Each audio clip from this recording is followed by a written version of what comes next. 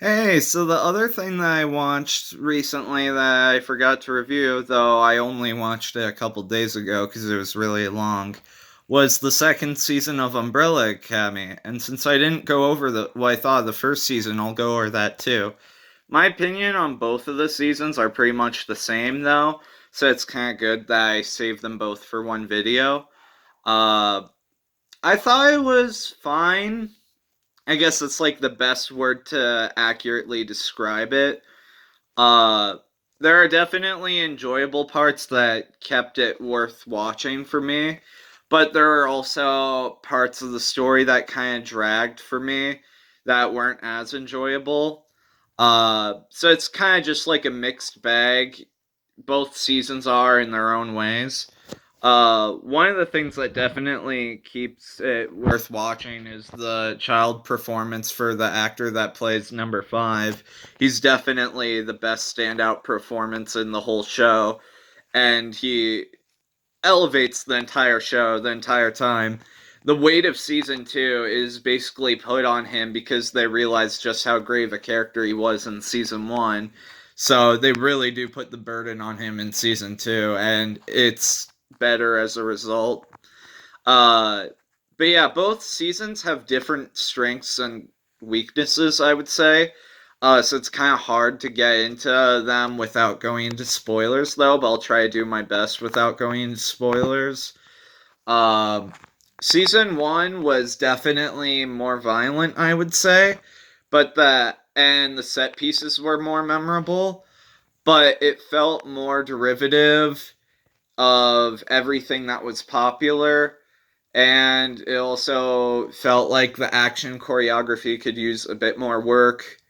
The characters were pretty weak and derivative. Everything in season one was just way too derivative of other movies, TV shows, everything I had seen before. It was obnoxiously so. So I couldn't give it a very high rating. Season two was more of the same, but it was a definite improvement. Not a big improvement, but a slight one. The main thing I noticed immediately was that the choreography for the action was much better. Like the hand to hand combat was much more impressive. Uh, the characters seemed to be more fleshed out in the second season. They did a much better job characterizing. The plot was not as interesting in the second season as the first season, and the final episode kind of tanked for me in the second season. What? Well, the final couple episodes they were fine. They were totally fine, but like I was kind of expecting it to get like at its best, like season one did, because season one was the first episode of season one sucks, and then as the season goes on, it slowly gets better and better. And the last three episodes of season one are some of the best of the season. My definite favorite moment of the show is definitely the ending of episode eight. That's for sure the best part of the series. And they definitely love to tease me about that certain thing happening over and over again because they know I want it to happen, but they never go through with it. And the main thing is that character really bothers me.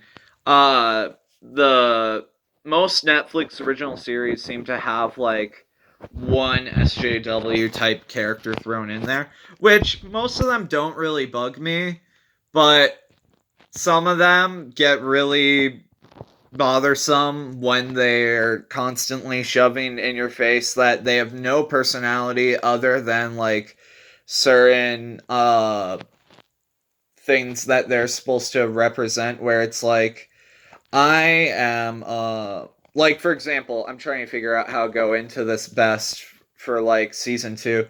Like for season 1 it didn't bother me cuz it was like this character had no personality and literally nothing that made her special. It was just like, oh, okay. But then in season 2 it was they not only like really dialed her up to 11 with being triggered about everything, but also like constantly put in a lot of political issues for her, and like kept making it seem like, oh, everything in the present is literally slavery. and all this other stuff, and it's like it's really not. Things have really improved since then, and the show doesn't really acknowledge that very much. They keep like trying to like tie the two together, like the 1960s in season 2 and the present in season 1, like, oh, see, it's just as bad back then as it is right now. See, you see the correlations, and it's like I really don't. And it keeps like really trying to shove down your throat that it's like, see, sexism and racism is so bad. This character just keeps going on and on and on about. And if the character had like other personality traits, then I'd be totally fine with it. I could ignore it. But she really doesn't. So it just comes off as kind of annoying. And if it was done for like a story purpose, like if something actually happened in the plot related to it, other than like, oh, let's just do it because it's relevant to the real world and what's going on right now, and it's popular to do right now, and it wasn't really relevant to the story much. Uh I don't know, that just kind of bugged me about season 2 a bit. Uh and that just didn't really go anywhere that like affected the story. Uh, yeah, but the other characters were pretty good though. Uh, it was kind of confusing where they went with Ellen Page's character. Uh, but she was fine. I liked the rest of the cast too. They were all fine. Like I said, I already mentioned like everyone's favorite standout. My favorite part of season 2, uh, and I guess this is a spoiler. Maybe I'll try to go into it without mentioning the particulars. In episodes 8 and 9, what Five was doing, that was my favorite part of season 2. I'll just put it like that so I'm not spoiling anything. Yeah, so I'd give the Umbrella Academy a 7.25. It's still very enjoyable, but it's extremely flawed. There's like really bad pacing issues, as I mentioned before. There were a couple of episodes each season where I kind of just tuned out. I think it need to be shortened a little bit because there were areas where it just felt like they were treading water and they didn't know what to do for a couple of episodes, and they're just kind of filling out the amount of days before the world ended. uh which, I mean, if that's the case, then shorten the amount of days before the world ends to just up the tension, right? I mean, it seems kind of obvious. However, I am looking forward to season 3 after the cliffhanger on season 2 because that seems like it has potential to be better than the first 2 seasons combined. That seems like it'll be a lot of fun. Yeah, it's just a shame that it had to be like really predictable, and like there were so many things that like kept bugging me about it. Uh yeah, it kept feeling like some characters were getting wasted. Also, the Diego character in season 2, he really got like he really did get shafted in season 2. Like he really did just get screwed by the writers on that one. Uh yeah. So that was where it started to feel like really mean spirited in season 2 to me. Because, like, I was never a fan of the Diego character. I think he's also a really boring character without any personality.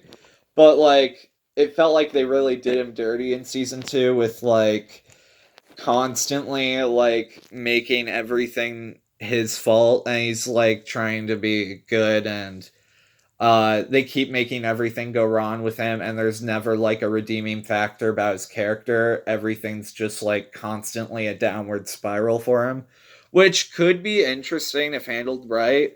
But again, they don't really do much with that. It's just like everyone blames him for everything, and it just kind of feels like he's just the scapegoat for everything, and they don't really do much else with that. Just seems like another cause for the family bickering.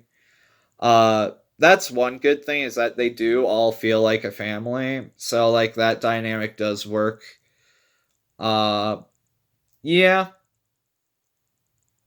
I'm trying to think if there's anything else I want to go into or the two seasons. I guess the main thing out of anything that bothered me about the show is definitely how much it ripped off other shows and movies. Like, I can't even count on two hands how many movies and TV shows it ripped off exact story beats from. I don't think there is a single original story beat in the entire two seasons, which is the main reason for the low score above anything else, is just how entirely unoriginal it is. That was the main reason why I was surprised it was so popular. But I guess it is like mildly enjoyable, so I guess that kind of makes sense. Anyways, I know most people do enjoy it more than me, so I'm glad you do. Uh yeah, thanks for watching. Bye.